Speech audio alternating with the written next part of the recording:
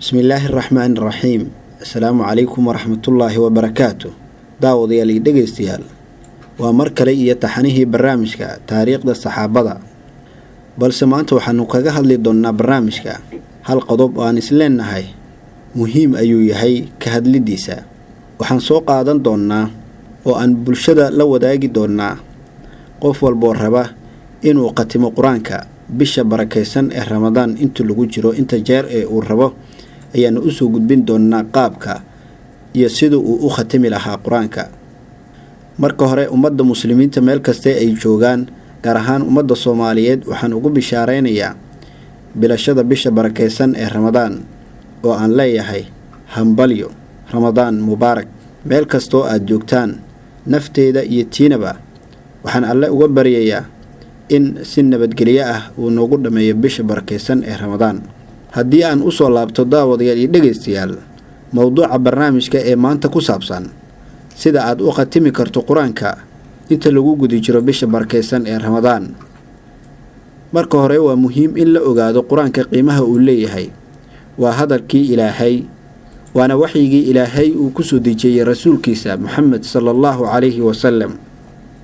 quraanka kariimka waxa uu sharaf u yahay nabi Muhammad sallallahu alayhi wa sallam iyo ummadiisaba sida Ilaahay uu quraankiisa ku tilmaamay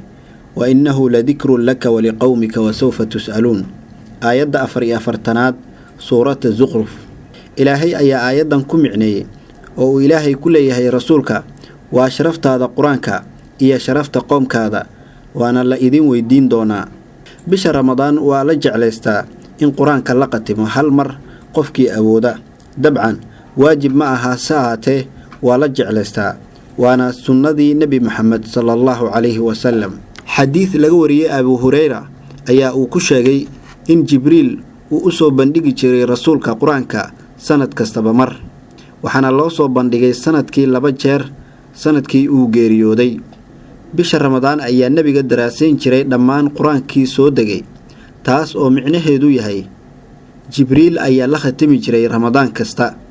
halka Ramadaankii ugu dambeeyay 2 jeer uu Jibriil la khatimay rasuulka sallallahu alayhi wa sallam in quraanka la akhriyo oo la khatimo ayadoo laga faa'iideysanayo jaaniska Ramadaan waa arin diinteena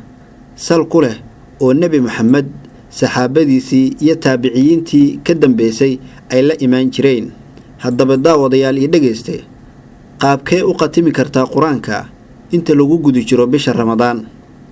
dabcan quraanku waxa uu ka kooban yahay 30 juz kastana waxa uu ka kooban yahay 50 safxadood marka haddii aad akhrido maalintii 20 bog ama hal juz waxaad quraanka dhameyn kartaa hal mar bisha Ramadaan haddii aad akhrido 40 bog maalintii waxaad dhameyn kartaa 2 jeer quraanka inta lagu guda jiro bisha Ramadaan daawadayaal iyo dhageystayaal jadwalkan waxa uu inoo tilmaamayaa qaabka aad quraanka u akhrin karto ama ku khatimi karto inta lagu guda jiro bisha Ramadaan guud ahaan waa naga inta barnaamijkii aan maanta ku eegeynay bisha Ramadaan sida aad quraanka u khatimi karto iyo inta jeer ee aad akhrin karto nabadgelyo